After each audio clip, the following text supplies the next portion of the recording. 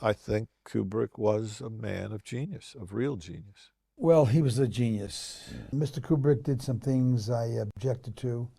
I didn't like. I thought they were disrespectful, and I won't be disrespected by him or anybody. Stanley, I think what stops him from being a genius, for me, is this lack of humanity.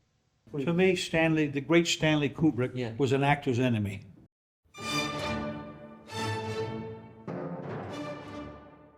Stanley Kubrick is one of cinema's most mythologized figures.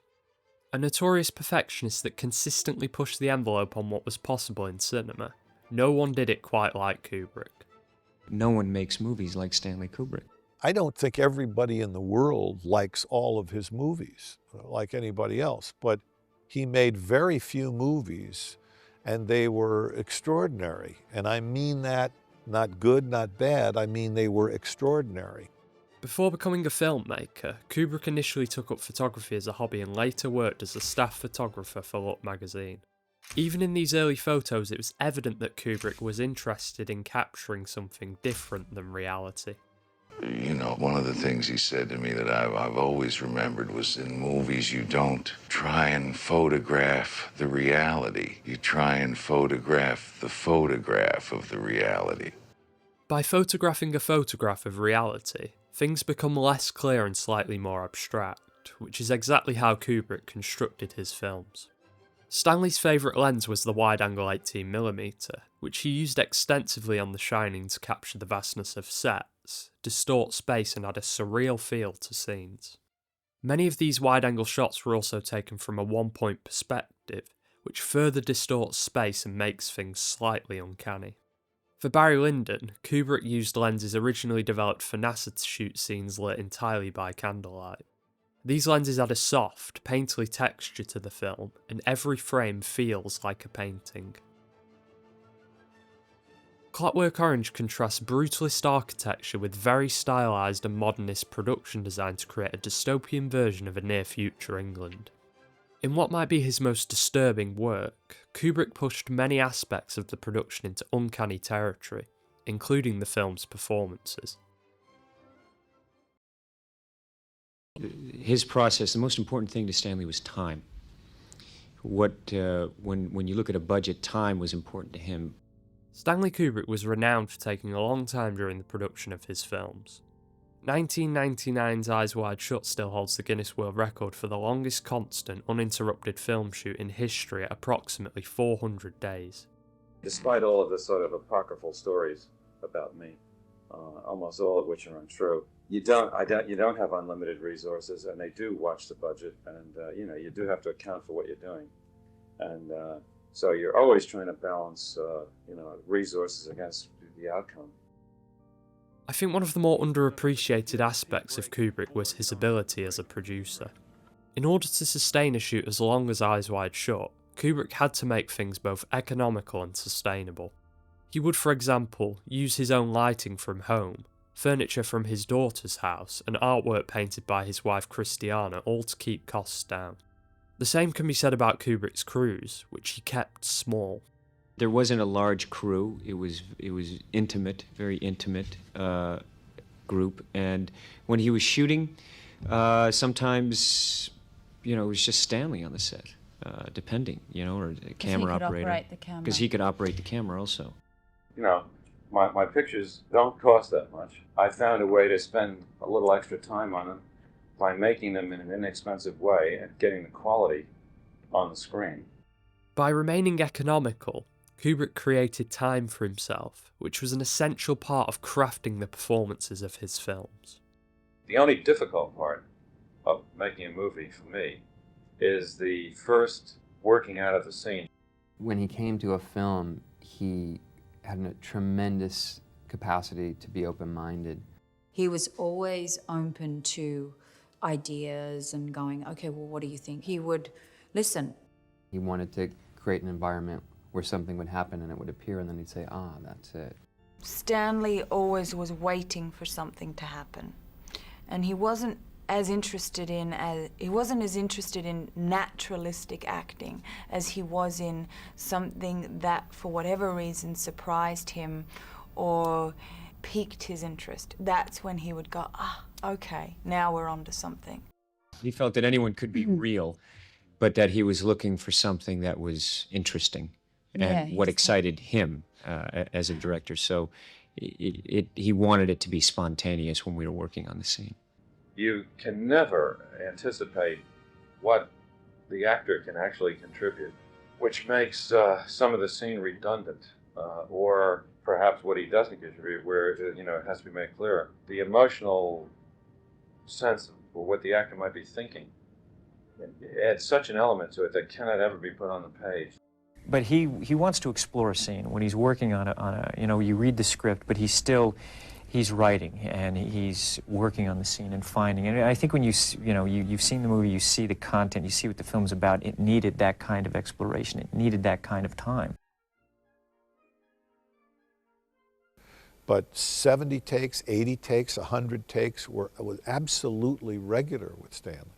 So I now have this reputation of doing 100 takes on everything, and it simply isn't true. I mean, if I did that, I'd never finish any film. Did you know that the staircase scene in The Shining, where Wendy is defending herself with a bat, took 127 takes to capture? Well, that may not be entirely true, and some crew members such as Steadicam operator Garrett Brown say that the number was exaggerated. Oh boy, Stanley's such a perfectionist. He does 100 takes on every scene. I had to do this thing, 100 times. So the 30 becomes 100. And of course, they never say why you did so many takes. I don't do a lot of takes when it's good. I think it's best to take things with a grain of salt when discussing Kubrick and how many takes he did. Yes, Kubrick did more takes than most, but it was an important part of his process. In his own words, the first working out of a scene is the only difficult part of a movie, and he needed takes to discover things. Some directors like you to play this scene exactly the same. Stanley liked to be surprised. He would like it if on one take you do it one way and then on take 4 it is completely different. One time you're crying, the next time you're laughing. I mean, he really liked the extremes.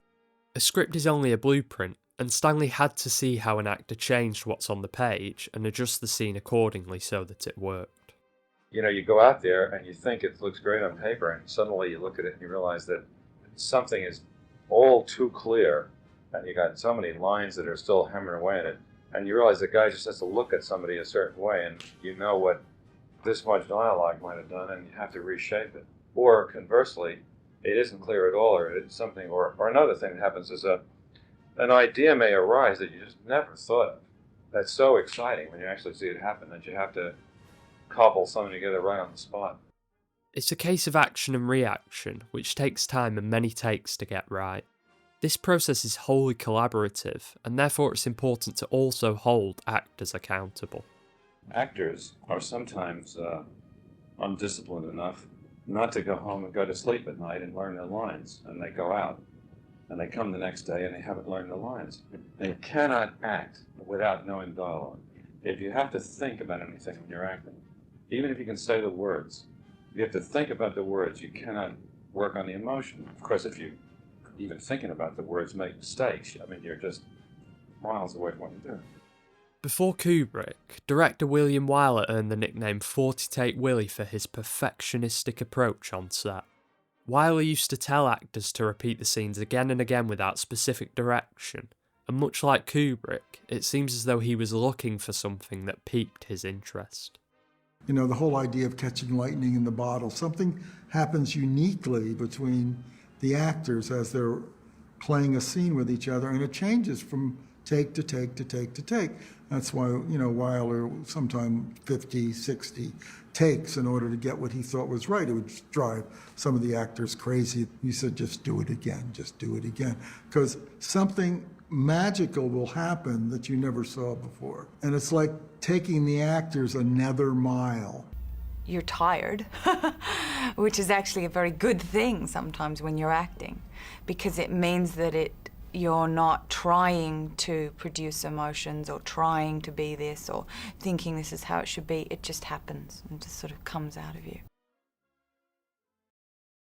He was an actor's enemy, and I can point to movies that he's done the worst performances I've ever seen in movies. Which and one? Yet, The Shining, what's the one about the Clockwork Orange?